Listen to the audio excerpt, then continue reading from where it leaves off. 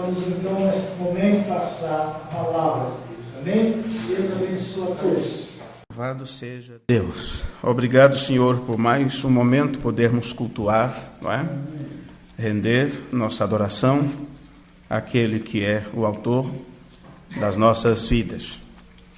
O ouvir a palavra de Deus é a única coisa que não nos decepciona, não é? Não há decepção na palavra de Deus. Tristeza, angústia, decepções que causamos um ao outro, o que nos causam, não há isto na palavra de Deus. Por isso, nosso espírito, a nossa alma se alegra em Deus, nosso Senhor. Vamos ficar de pé, irmãos. E aos irmãos que estão conosco nesta hora, em seus lares, através do portal Doutrina da Mensagem, o portal Púlpito Online, o portal Diógenes Traduções, nossa saudação no amoroso nome de Jesus Cristo. Nós vamos ler as Escrituras em 1 João, capítulo 4. Primeira epístola do apóstolo São João, capítulo 4, versículo 4 ao 16.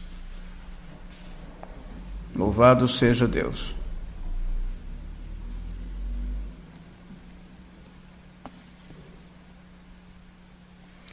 E todo o espírito que não confessa, aliás, filhinhos, sois de Deus, eu estava lendo o 3 e o 4, né? Filhinhos, sois de Deus e já o tendes vencido, porque o amor, preciso dos óculos, porque maior é o que está em vós do que o que está no mundo. Do mundo são, por isso falam do mundo e o mundo os ouve.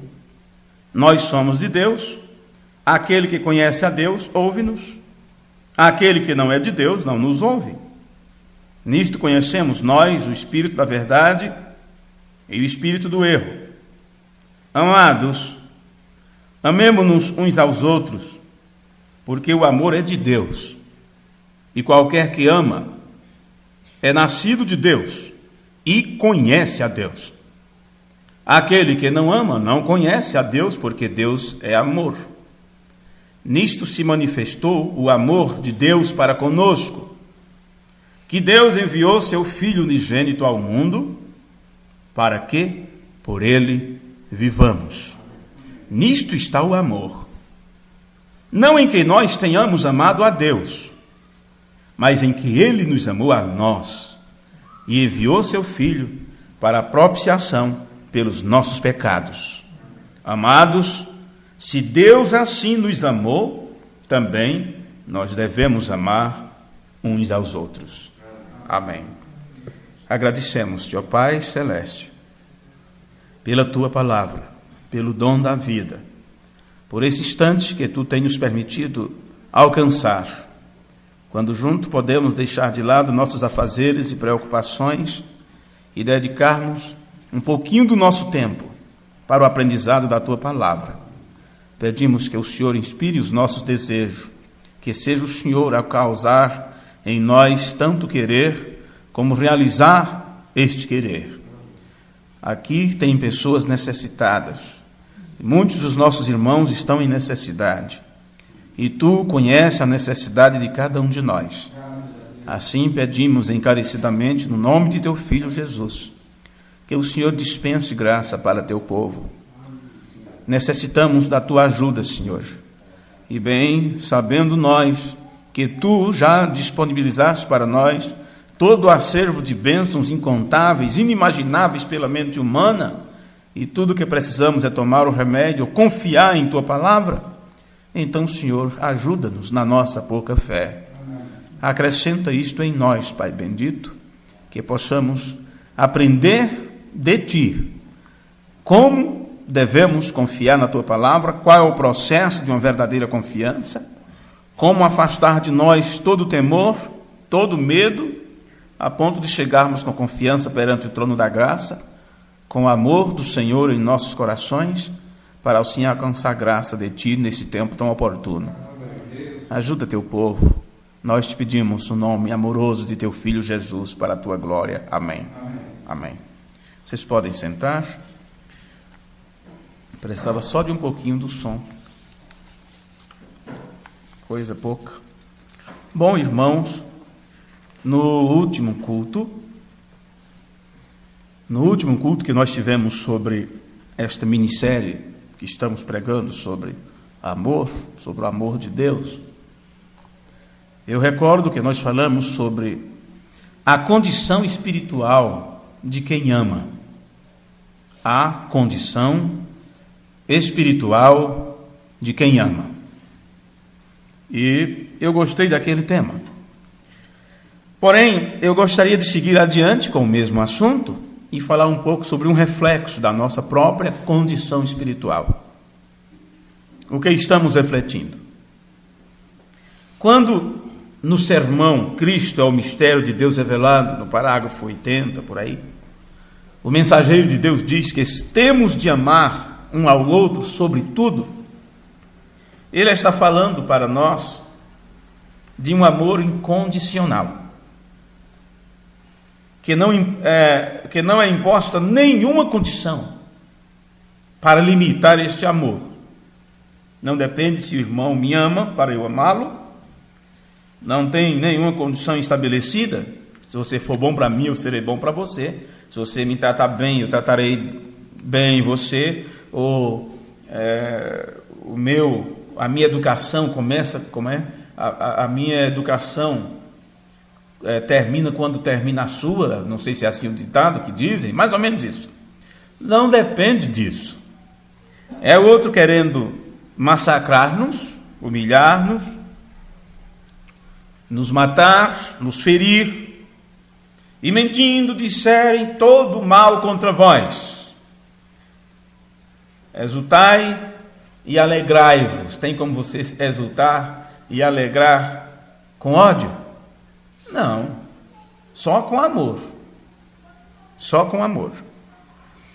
Então, é um amor incondicional, o qual está sendo apresentado para nós por um profeta vindicado no seu sermão, Cristo é o mistério de Deus revelado. Sobretudo, amem uns aos outros, e não importa o que o diabo faça, quem ele usa, como ele usa. E, naturalmente, podemos entender que um tipo de amor desta envergadura, não é? Um tipo de amor assim, transcende ao humano. Só mesmo o amor vindo daquele que é o Pai das misericórdias pode ter por outra pessoa este tipo de sentir, que é o mesmo sentir que estava em Cristo. Um sentir seguido de atitude.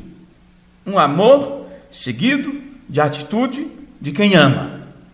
Não será apenas um amor de palavras. Eu te amo. Vamos ver a atitude que vem depois desta frase. Porque você percebe que são as juras de amor que são quebradas, que não são observadas. Afinal de contas, é dito na alegria e na dor, na bonança, na escassez, na alegria, na tristeza, na saúde, na doença, não é assim?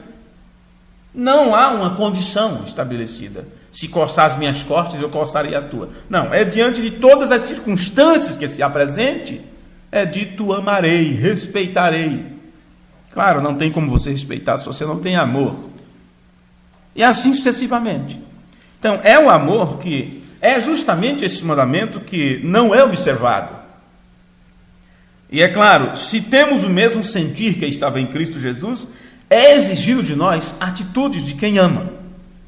A atitude de quem ama. Isso nos leva à compreensão que a menos que nós tenhamos nossa existência a partir da grande fonte do amor, Deus mesmo, a menos que nossa existência veio dali, jamais poderemos amar da forma que a palavra de Deus nos ensina a amar. Isto porque, se você vem da fonte do amor, então é claro que existem os canais próprios, estabelecidos, através do qual este amor flui da grande fonte até você. E quando o amor flui da grande fonte até você, você não poderá fazer outra coisa a não ser refletir o amor da grande fonte. A não ser refletir o amor do Pai, do teu progenitor. Então, se a palavra de Deus exige de nós esta espécie de amor que o mundo não conhece, Porém, a palavra de Deus exige de nós, seus filhos. É porque Deus mesmo se encarrega de colocar em nós este amor. Porque não tem como você gerar, não tem uma fonte aqui nesta atmosfera humana através da qual você pode gerir ou gerar esse tipo de sentimento amoroso, de amor divino, que a Bíblia exige de cada um dos filhos de Deus.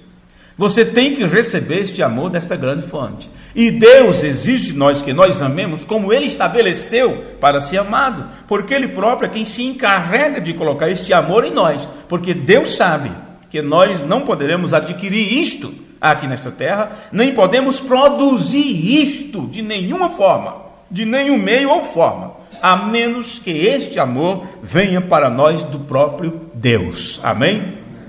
Então nós nos tornamos um reflexo do sagrado. Um reflexo do sagrado. Amor que reflete o amor de Deus. Vida que reflete sua vida. Luz que reflete sua luz. No sermão vimos suas estrelas e viemos adorá-lo. Parágrafo 8. Disse o mensageiro de Deus: isto é o que a igreja do Senhor Jesus Cristo deveria ser, refletindo sua luz, enquanto ele está ausente da terra em um corpo físico.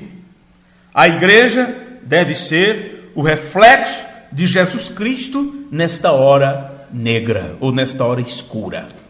Então isto é o que ela deve estar fazendo, sendo um reflexo dele, um reflexo da sua luz, um reflexo do seu amor.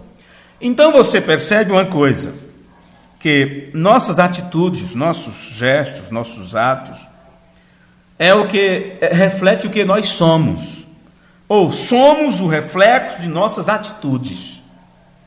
Conta-se uma pequena história de um rico, que ele resolveu presentear um pobre, ironicamente falando, né? Quis alegar o pobre em seu aniversário. De forma irônica, mandou preparar uma bandeja para o pobre, cheia de lixo e sujeira. E na presença de todos, manda entregar aquele presente. Porém, aquele pobre tão simples, né, tão humilde, recebeu aquilo com alegria, era o aniversariante, estava ali para receber presente, né? Agradece gentilmente aquela sujeira e pede que o aguarde um instante, pois ele gostaria de retribuir aquele presente, aquela gentileza. O que ele faz? Ele joga fora o lixo, lava a bandeja, desinfeta, enche ela de flores, devolve com um cartão bem bonito com a frase: a gente dá o que tem de melhor. A gente dá o que tem de melhor. Amor. Oh, que coisa. Bonita história, bem contada, aceita por muitos, aplaudida por quem ouve, claro. Mas você pode parar para pensar um pouco no quanto você tem se doado, ou na forma de você se doar, ou como você presenteia, ou como você retribui. Como você retribui aquilo que é feito para você? Você parte daquele princípio que faça pelos outros o que gostaria que fizesse por si mesmo.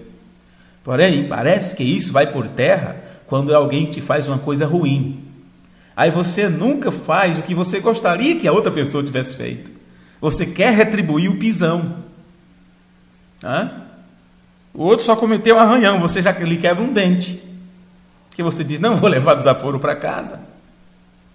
E quando passamos por isto, parece que não é nada, porque rapidamente somos cobertos pela razão. Pela razão. E nunca nos lembramos dos princípios tão simples que Jesus ensinou para nós.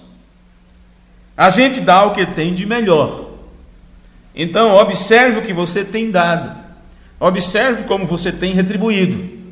Observe como você tem feito diante das situações que se apresentam em tua vida. Porque aquilo que você está fazendo, o que você está refletindo, o que você está dando, é o que você tem. Então veja, o que eu estou dando, o que eu estou refletindo, tem alguma coisa a ver com Deus? Tem alguma coisa a ver com a palavra de Deus? Porque se não tiver, meu amigo, Jesus Cristo, tenha misericórdia. Veja que coisa. Quanto temos sido uma ajuda para os outros? O quanto temos ajudado as pessoas? Talvez nós sempre estamos nos enganando com a ideia bem nítida de que nós servimos aqui neste mundo. Servimos para viver, que merecemos viver, mas não estamos vivendo para servir.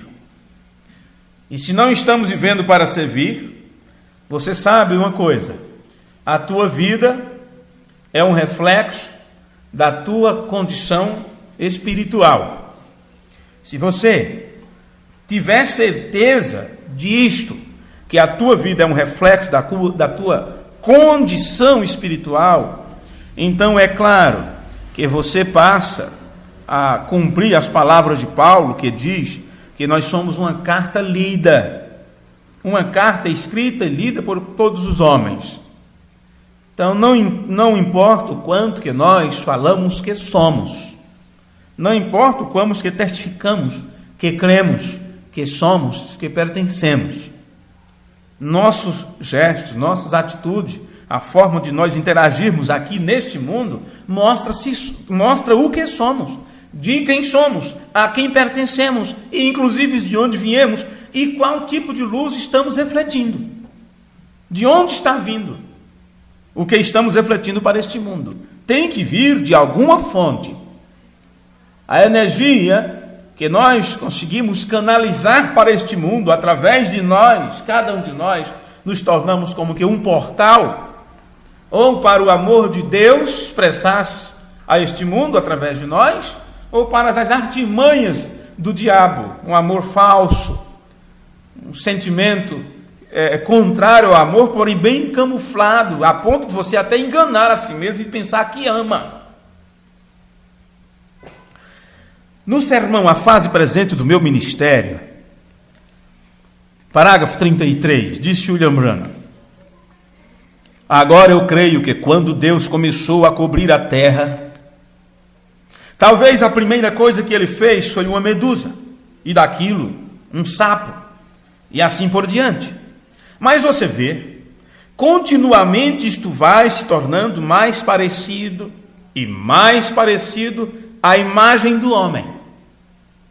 E o homem era um reflexo de Deus. E esta é a razão pela qual o capim se torna evoluído. Talvez o capim, e do capim vêm as flores, das flores vêm os arbustos, dos arbustos vêm as árvores. Por quê? É um retrato da árvore da vida lá de pé no outro lado. Que coisa! E tudo nesse lado, que é natural, é uma sombra do sobrenatural ou do eterno do outro lado. Tudo, viu? Então esse tudo inclui nós. Então somos um reflexo de alguma coisa do outro mundo, do mundo invisível, do mundo espiritual. Portanto, desde que haja um cristão nascido de novo na terra, e nós recebemos um corpo aqui como este, é o próprio reflexo daquele que está esperando do outro lado, onde não há morte nem tristeza. Ele está se referindo a uma pessoa que nasce de novo, a um nascido de novo.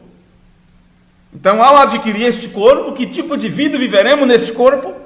Uma vida que reflete o outro corpo espiritual que está nos esperando do outro lado, onde não há morte nem tristeza.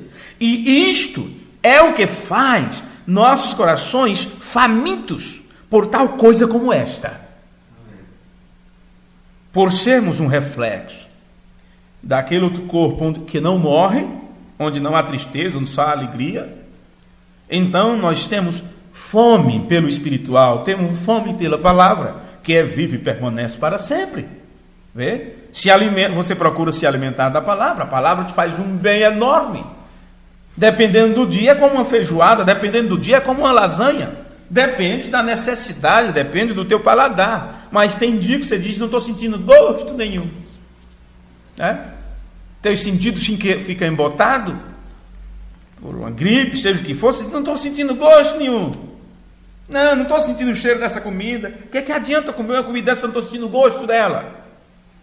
Então a melhor coisa, procura um médico, procura remédio para curar dessa infecção, dessa gripe, disso que está impedindo os canais, não é, dos sentidos do corpo, para absorver as coisas da forma que Deus estabeleceu para absorvermos. Você não vai comer uma comida fedida. Veja, então tem tudo para que ela fique cheirosa para você. Mas se os teus sentidos estão atrapalhados por algum vírus, por alguma coisa, você não sente prazer nisso.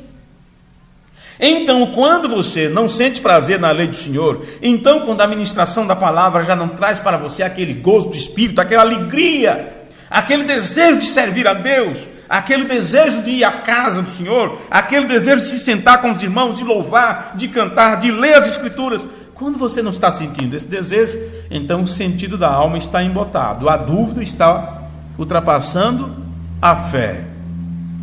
Então é necessário cura. É necessário que você entenda. Não adianta dizer, não, está tudo bem assim, é só o gosto que eu não estou sentindo, é só o cheiro que eu não estou sentindo. Porém, isso te deixa sem prazer. Vê? Porque tudo é como se você obtivesse um benefício. Um benefício. E se não fosse uma coisa prazerosa, você não procurava. E assim sucessivamente. Então, por que as Escrituras dizem que o cristão tem isso? Ele tem seu prazer na lei do Senhor.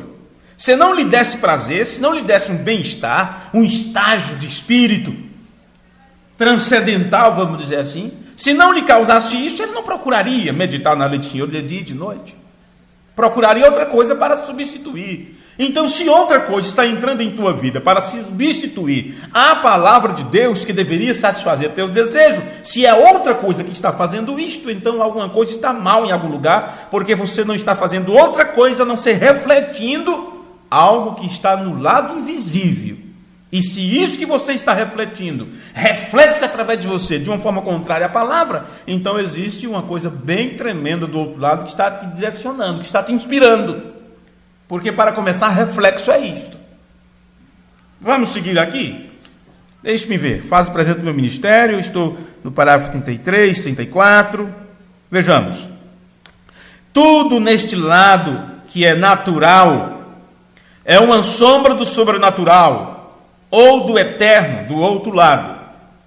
Portanto, desde que haja um cristão nascido de novo na terra, e nós recebemos um corpo aqui como este, é o próprio reflexo daquele que está esperando do outro lado, onde não há morte nem tristeza. E isto é o que faz nossos corações famintos por tal coisa como esta. Vê? Há algo em nós que chama para fora. Nós somente, há algo que nos diz que é lá, de que é lá. Eu creio, através desses anos, eu peço desculpa perante Deus e o povo, de ser estúpido e cometer muitos enganos. Mas através destes muitos anos, eu tenho tido o privilégio de ver muitos milhões de pessoas entrarem no reino de Deus e sou agradecido ao Senhor por deixar-me guiá-las. E eu creio que elas estarão lá naquele dia. Amém. Por que, irmão Bruno, você crê que elas estão lá naquele dia? Porque o que eu fiz foi lhes falar sobre a palavra de Deus. E estas pessoas amaram a palavra, abraçaram a palavra, morreram por esta palavra. Com certeza tem algo bom do outro lado que estão aguardando elas, não é? Estão aguardando elas. Ou elas não teriam sentido prazer na palavra de Deus.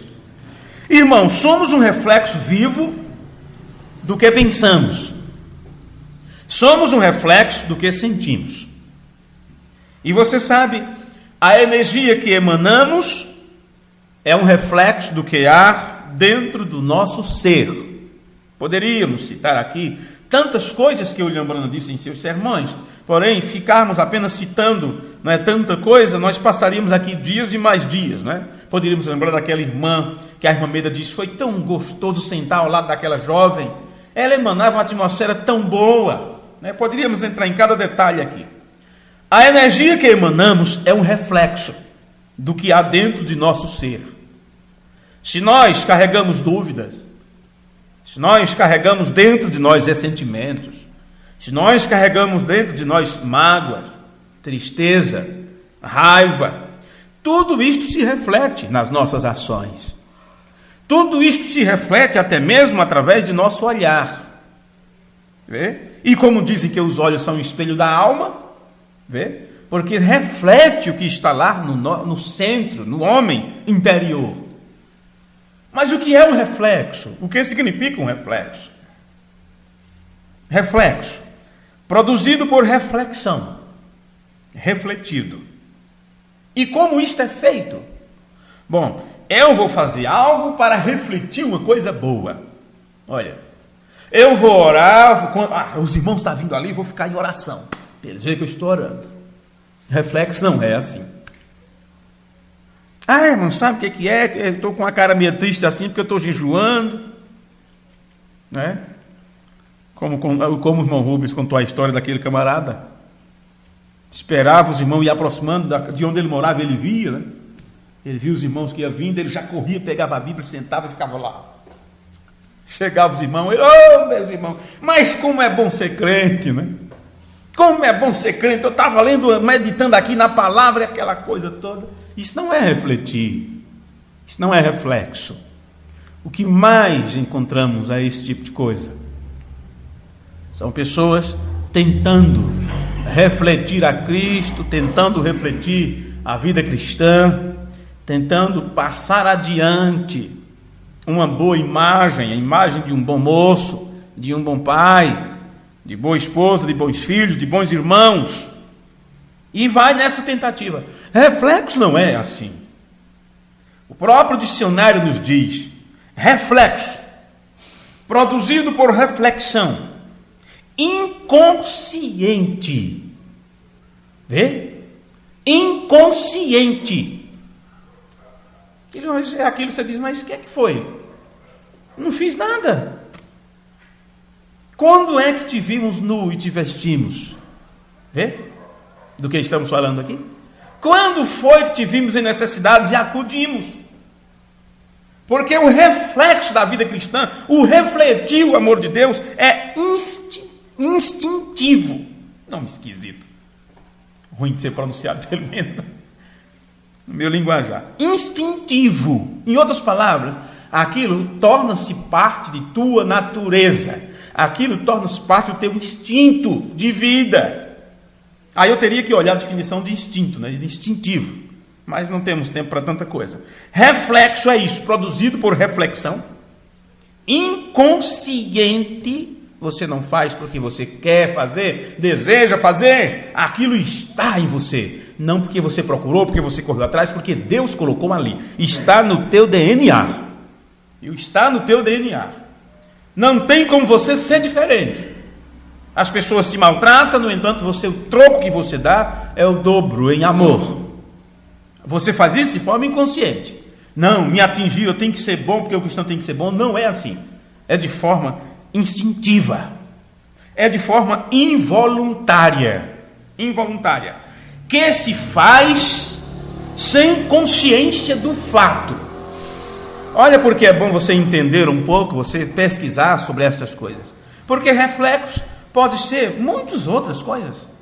Quando o médico vai ver como está teu reflexo, né? Dá um pancadinho no joelho, já fez isso? Né? Está alguém sentado, você vai no joelho, o pé vai para frente. É chamado de reflexo. Rapidez no volante, e vem alguém, passa na tua frente, automaticamente aquilo, você não pensou sobre aquilo. Então se chama reflexo. É instintivo, inconsciente. Numa fração de segundo, como se você fosse o computador mais potente do mundo. A menos que você seja lerdo, retardado.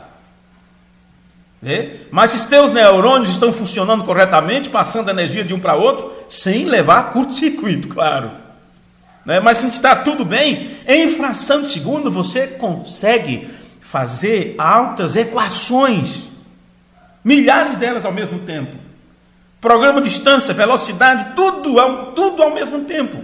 Ao mesmo tempo, se entenda, tem-se um processo para isso, que seja a milésimo de nanosegundo e assim sucessivamente. Mas a coisa é rápida, como na força do pensamento, como dizem. Reflexo.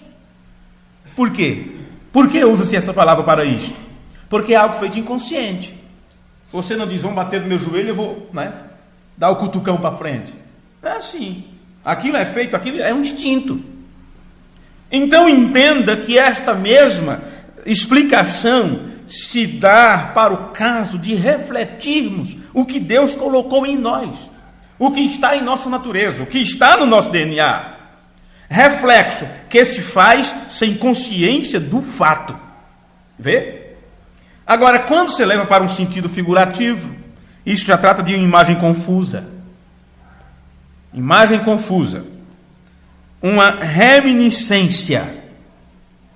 Por que uma imagem confusa? Porque algo que você faz, aquilo não está nítido para você, e você nem sabe por que fez. E eu não estou falando aqui de coisas naturais, por mais que fale de banco, de terra, de árvore, seja o que for. Mas aquele grupo que é separado naquele grande dia, eles agiram desta forma. Não estava tão claro para eles o que eles estavam fazendo. Apenas eles o fizeram. E quando é dito para eles: vinde bendito de meu Pai, porque tive fome e me deste de comer. Quando fizemos isto? Vê? Quando fizemos isto? Então, uma explicação que se dá para reflexo é reminiscência. Que palavrão é este? Se chama de lembrança, recordação. Mas por que se dá esse nome tão complicado de reminiscência? Porque é uma faculdade de reter. Veja que coisa bonita, que coisa gloriosa essa explicação.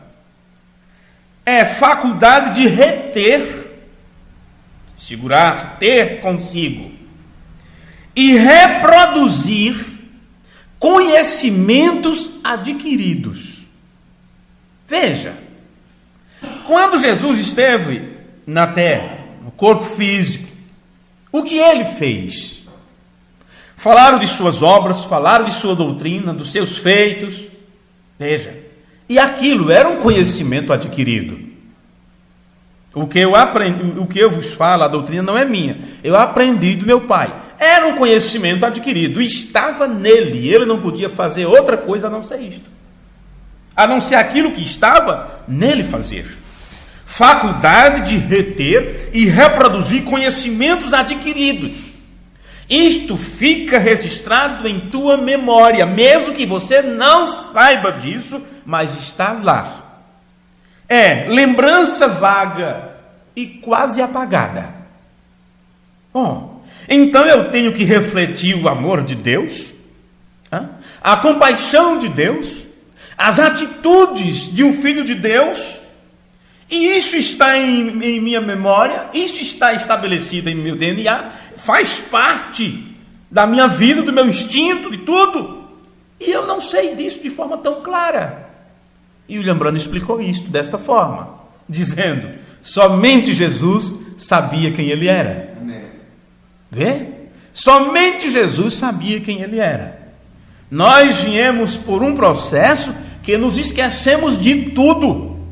Pegue qualquer criança, né? Gere qualquer criança aí no mundo, alguém tem que chegar para ela e dizer: olha, existe um Deus no céu, existe um Deus. E vai levar esta pessoa para o Evangelho, e ela começa a pensar, a meditar nas Escrituras, e daqui a pouco começa a ter ali, é como se houvesse uma infiltração em seu ser. Algo está ali, ela não sabe, ela não tem conhecimento do que é. Então é necessário que através de suas faculdades, do ouvir, do ler, aquilo penetre lá na sua alma. E se você olhar isto claramente, você não vê outra coisa a não ser uma imagem meio difusa, meio confusa, porque é dito para você que você estava em Deus, você diz: mas eu não me lembro disso. É dito que você era um atributo do pensamento de Deus, você fica pensando: como é isso? E estávamos em Deus na forma de atributos, somos frutos dos pensamentos de Deus. Veja, por mais que isso seja estabelecido em você como regra de fé, mas você sabe que não é uma imagem tão clara assim. Apenas é dito a você que isso está lá. E a prova disso é que na hora de você agir, na hora de você mostrar o seu reflexo, você reflete a Deus, você reflete o caráter de Deus. Com facilidade as pessoas mentem. Você para. Você não consegue ser como os outros. Vê? Lembrança vaga e quase apagada. Estou dizendo para vocês o que diz o dicionário sobre reflexo. E vocês estão vendo que isso está nas Escrituras, que isso está na mensagem.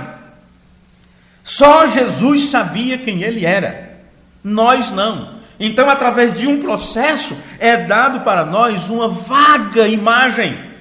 E você se apega nisso. Não é como se não tivesse outra coisa em quem você crê ou você acreditar. É porque isto está em você. E aí vem o que é chamado de fé. Mesmo que você não entenda, mesmo que você não veja de forma tão clara, mas você diz, eu creio, assim diz o Senhor. Vê? O que é reflexo? Que é, no sentido figurado, reminiscência. Coisa de que se guardou na memória inconscientemente. Então você não sabe que está lá. Deus sabe. Então é trabalho de Deus nos despertar. Não é? É trabalho de Deus despertar-nos para estas coisas. Agora, uma vez que você aprende sobre isto, temos então que caminhar sempre nesse processo de aprendizado.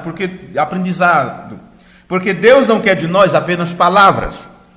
Deus nos exige atitude, comportamento de cristão, viver verdadeiramente o Evangelho. E para isto você precisa exercitar o amor de Deus em suas vidas, em nossas vidas a cada instante.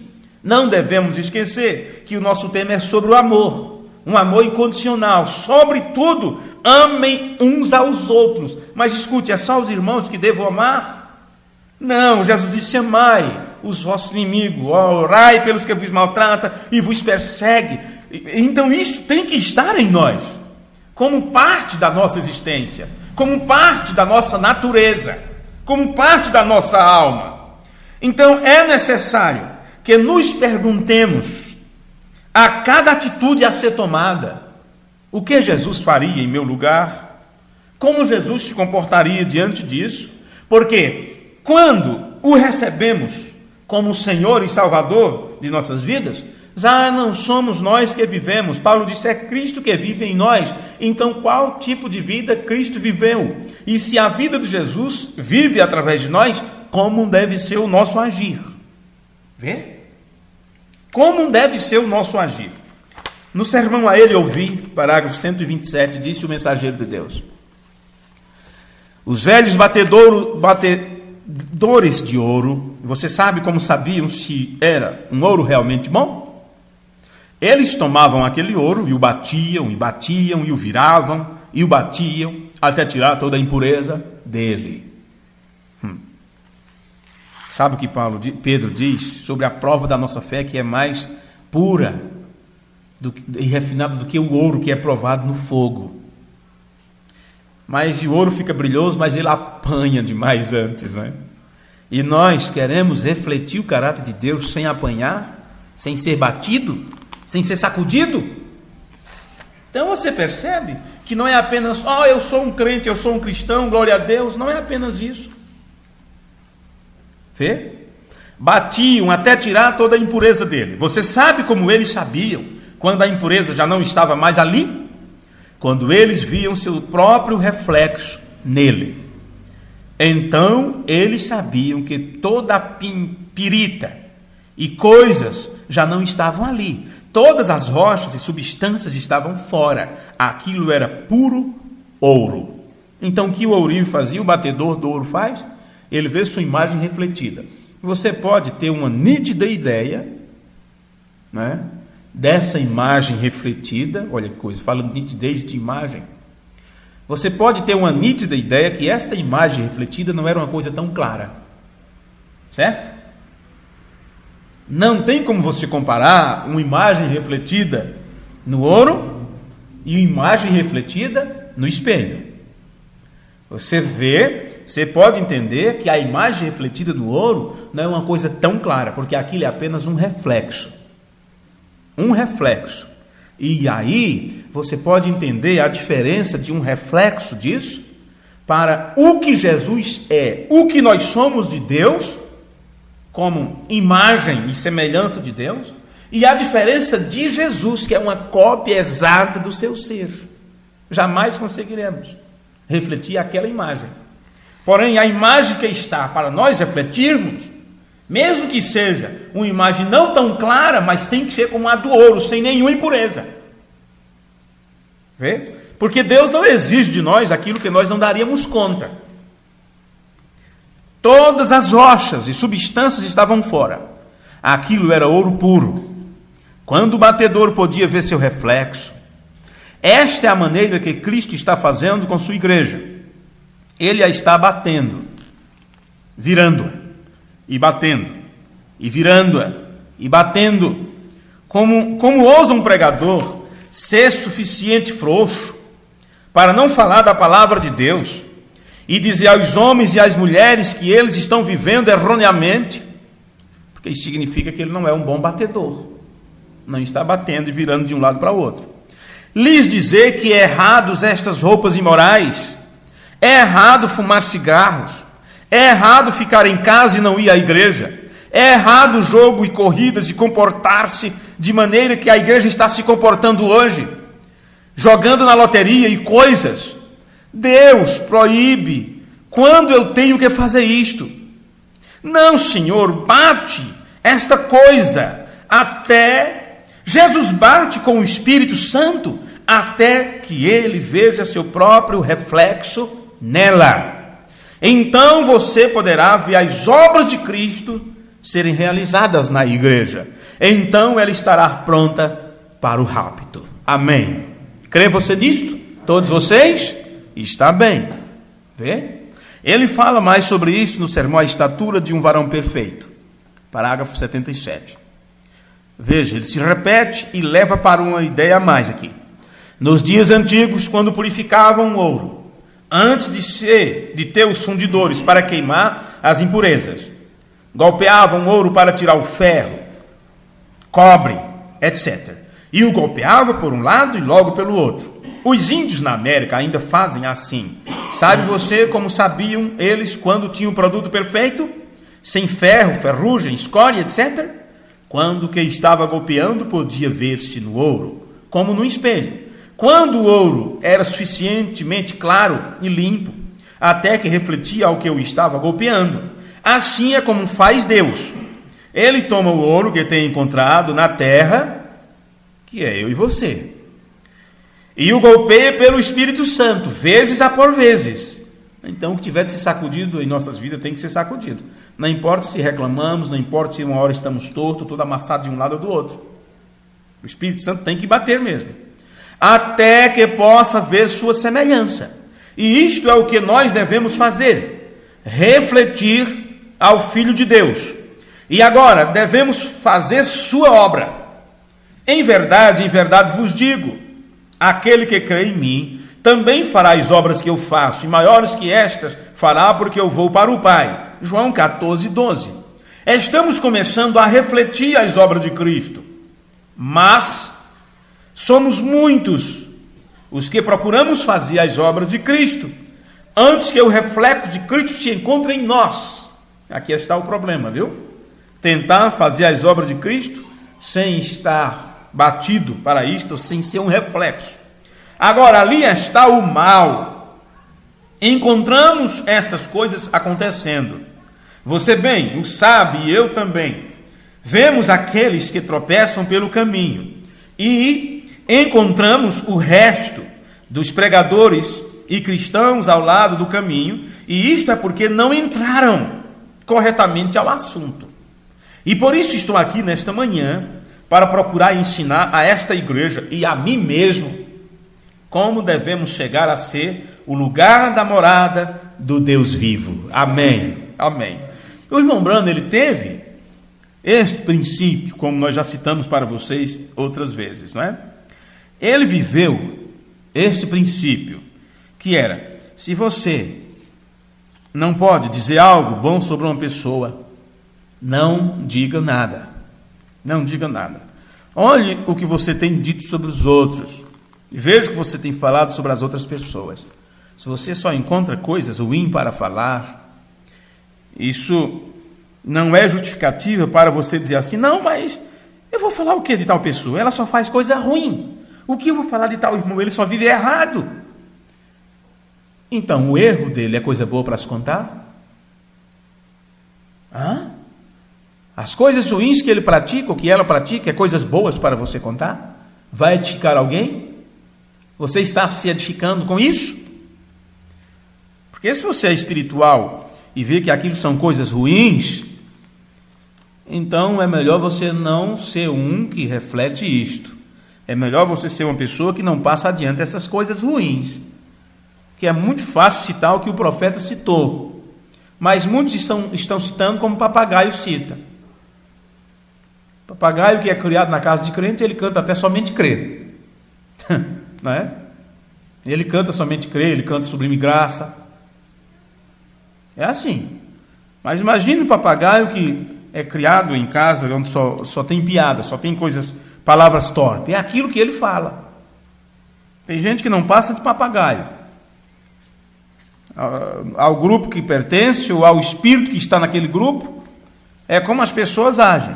Fofoqueiros, faladeiros e assim vai. Mas escute, você tem algo bom para falar de tal pessoa? Então fale. Mas se você tem para falar é ruim, William Branham disse, não diga nada. Não diga nada. E ele disse ainda, nós somos pequenos messias. Nós criamos em torno de nós uma atmosfera. E que a atmosfera que nós criamos é um reflexo do nosso próprio pequeno universo que está dentro de nós. E é um reflexo da nossa própria condição espiritual. Então veja, porque se trata de amar, do amor, e tem nas Escrituras a parte que diz que o amor encobre multidão de pecados, e eu não sei como as pessoas enxergam isso nas Escrituras, porque cobrir pecado não está tratando de acobertar pecado alheio, não está tratando disso, não está se tratando de você assinar embaixo pelos seus próprios erros, pelos erros de quem quer que seja, mas está mostrando que você não será o cavalo de Satanás para estar levando esses erros adiante, ou para estar fazendo apologia a isto. E quem ama não faz isto. Quem tem o amor de Deus não faz isto. Deus não fez isto. Jesus Cristo não fez isto. Porém, se a tua atmosfera é essa, é sempre levar adiante erro dos outros, entenda, você está criando uma atmosfera, e esta atmosfera é um reflexo da tua condição espiritual. O problema nem é o problema em si, mas o que você está fazendo com o problema. O problema nem é o erro de quem quer que seja, mas o que você está fazendo, como você age com este erro. Viu? Se não fosse assim, Jesus não tinha dito, não julgo para não ser julgado. Pelas tuas palavras sereis condenado, e pelas tuas palavras sereis justificado. Então, todas as brechas que poderíamos encontrar para agirmos assim, foi cortado para nós na palavra de Deus, mas as pessoas se esquecem disso. Acham que estão fazendo um favor para Deus, fazendo o que fazem, indo contra as Escrituras, e assim sucessivamente. Então veja, o que você reflete para as pessoas, aquilo é um reflexo da tua condição espiritual, o próprio universo no qual você vive, no qual está a tua alma. Vê? O útero no qual está a tua alma, onde ela está embalada, a atmosfera que está ao redor disso, o espírito que está ao redor disso tentando entrar, e entra quando sai de você as coisas, porque é assim o nascimento natural. Quando você fala, quando você interage, quando você passa a ideia adiante, esse é teu mundo, e você tem esta capacidade para criar. Então há uma unção esperando que aquilo saia de você, um reflexo do mundo espiritual no qual você está.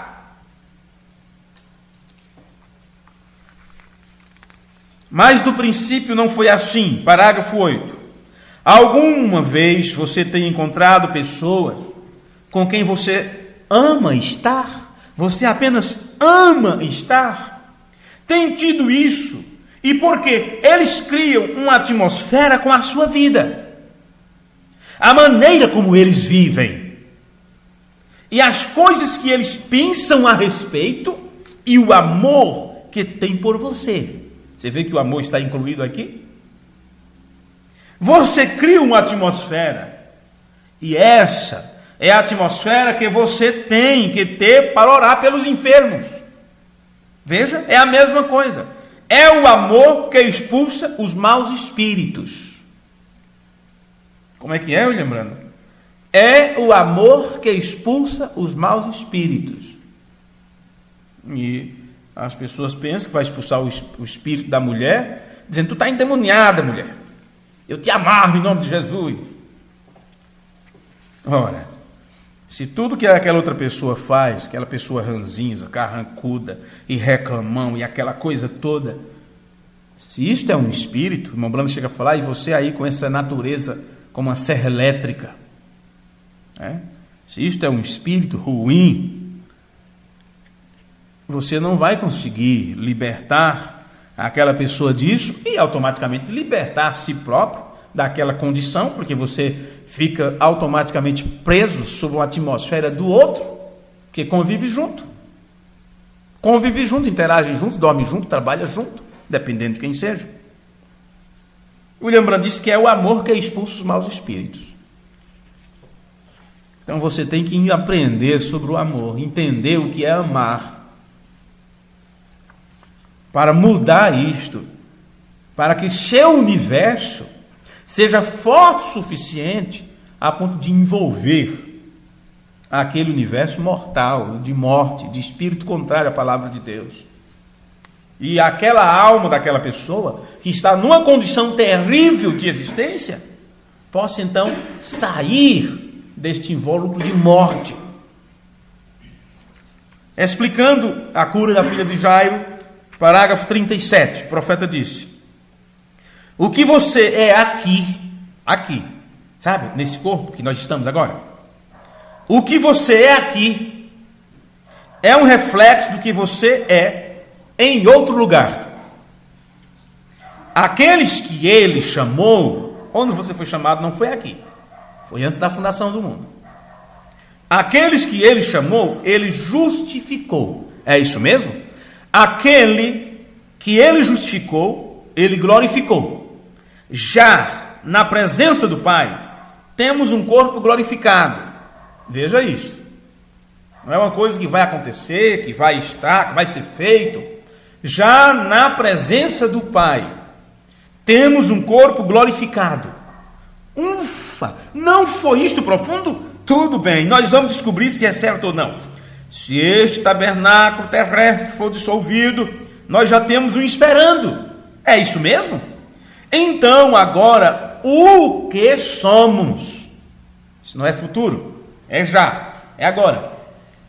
O que somos aqui é um reflexo do que somos em outro lugar. Então, se suas ações são más, você sabe de onde vem. Misericórdia.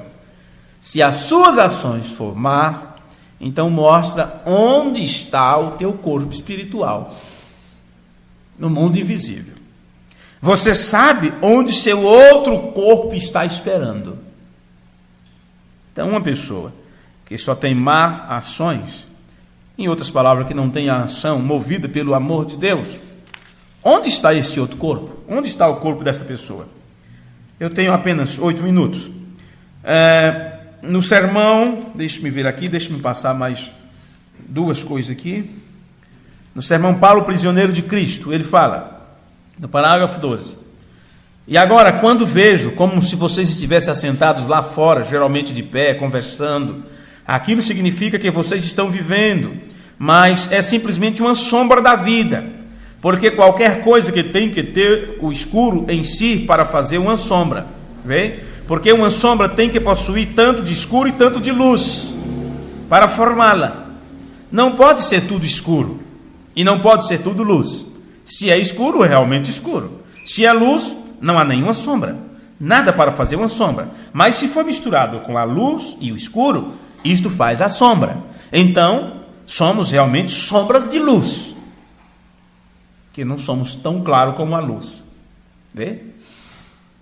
Agora, você refletindo uma luz de algum lugar, se você é um cristão, isto sendo sua sombra, isto somente prova que há uma vida onde você não pode morrer, porque esta vida aqui tem morte nela, vê? Mas é uma sombra, porque você está vivendo. Criaturas que movem com capacidade para ver, pensar, mover, falar, os 5 sentidos do corpo.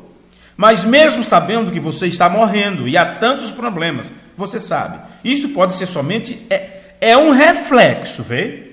Que existe vida e morte misturada.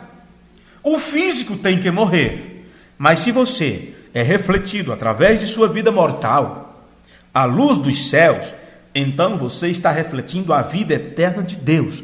Então, quando você morrer, você não pode ir, a não ser para aquela luz. Olha, então se a pessoa não está refletindo, se ela não é pelo menos uma sombra da luz de Deus, se ela não está refletindo a luz de Deus, quando ela morrer, ela não vai para a luz. Não tem jeito. Não adianta sonhar com luz no fim do túnel. Entra no túnel e acabou. Escuridão total. Porque aquilo é o que você tem refletido. Se você é um mundo escuro, observe que ele não está falando do globo, da atmosfera, céu e terra. Não. Ele está falando da pessoa individualmente. Por isso eu disse antes que o reflexo, você está refletindo, tuas ações estarão refletindo o pequeno universo no qual tua alma vive. Vê? A tua condição espiritual é refletida através de tuas ações. Isso é um mundo, um existir. Olha as palavras de irmão Brano aqui, olha. Agora, veja, se você é o mundo escuro e você reflete aquilo, você não vai para nenhum outro lugar a não ser para o escuro. Vê? Então, nós somos um reflexo. De alguma forma, estamos refletindo em algum lugar, alguma coisa. Para terminar, no sermão A Fase Presente do Meu Ministério, a oração dele. Vamos nos colocar de pé. No parágrafo 129. Nosso Pai Celestial, eu me recordo bem aqui neste mesmo púlpito, neste mesmo lugar, onde eu falei naquela manhã, que quando eu dediquei a igreja, bem sobre este chão aqui, e aquela pedra fundamental está colocada lá, continua sustentando uma folha tirada da Bíblia, na qual eu escrevi aquilo. Eu disse: Senhor Jesus, com tua graça, eu permanecerei fiel à tua palavra. E agora eu vejo que isto produziu exatamente o que isto fez em outra época. E aqui estou neste tabernáculo, nesta noite, após viajar pelo mundo de volta outra vez, e a pequena pedra fundamental continua colocada lá, e o papel dentro dela. Examina-me, Senhor. Eu tenho cometido muitos enganos, eu tenho cometido erros, Senhor. Muitas vezes eu falhei contigo, como eu terminei de testificar um tempo atrás, concernente à falha. Deus, eu tão logo quando eu cometo isto, eu quero perdão. No meu coração eu te amo. E eu sei que tu me mostraste recentemente aquele lugar para o qual iremos. Veja, o culto passado sobre a ressurreição, não é? Aquele lugar para o qual iremos. E agora, eu não sei quando tu terminarás comigo, Senhor. Estou aqui nesta noite por tua graça. Eu não sei quando tu o verás terminado, mas eu sei que isso tem que vir a isto. Mas quando chegar a hora, eu não quero ser um covarde. Eu quero me firmar como o resto deles se firmou. Mas, Deus, se eu tenho que selar meu testemunho com minha própria vida, ou qualquer coisa que seja para ser feita, Senhor, em tua palavra, eu sei que a palavra é mais do que capaz de ressuscitar novamente na ressurreição. Eu não me envergonho da palavra que tenho pregado, porque é o poder de Deus para a salvação de tantos quantos crerem. Amém. E assim nós terminamos esta palestra de hoje, no qual temos falado sobre um reflexo da nossa própria condição espiritual. Se o Senhor nos dê graça, no próximo culto falaremos sobre o amor que não se alegra com a injustiça. Senhor Jesus, te agradecemos nesta hora pela bondade tua, pela misericórdia tua, por o Senhor ter cuidado dos teus filhos. Tu prometeste em tua palavra que velaria por ela para a cumprir. E, Pai bendito, quando tu cumpres tua palavra, tu então a revela em nosso coração. Com certeza, alguma parte da Escritura está se cumprindo nesse exato momento sobre as nossas vidas. E que isto traga para nós mais entendimento sobre aquilo que estamos a refletir nesta terra. Perdoa os nossos pecados, Pai bendito, e ajuda-nos enquanto prosseguimos nesta jornada, neste aprendizado, neste crescimento de fé. Ajuda os meus irmãos e minhas irmãs ao redor do mundo, aqueles que nesta hora estão nos ouvindo. E, Senhor, aonde chegar essa gravação no futuro, que a unção da Tua palavra possa estar com os Teus filhos, despertando-nos para a hora que estamos vivendo. No nome amoroso de Jesus, te rendemos graças e te pedimos isto. Amém. Amém. Que o Senhor vos abençoe. Deus os guarde. Deus os encha com a sua graça e com a sua misericórdia. São 20h56. Estamos concluindo nossa transmissão ao vivo e agradecemos a Deus pela oportunidade. Agradecemos aos irmãos que nesta hora ficaram, durante esse tempo conectados conosco neste aprendizado. Rogamos vossas orações no nome de Jesus Cristo. Amém.